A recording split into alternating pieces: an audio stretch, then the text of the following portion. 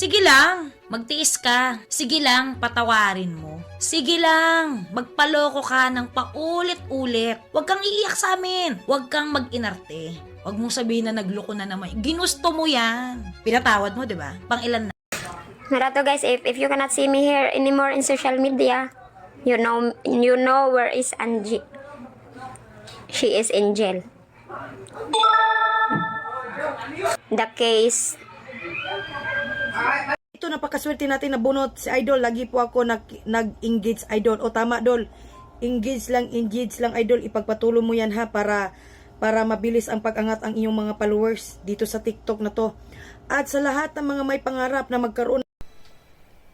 Hindi man tayo ang itinadhana hanggang sa huli. Nagpapasalamat ako na naging parte ka ng buhay ko at masaya ako na nakilala kita.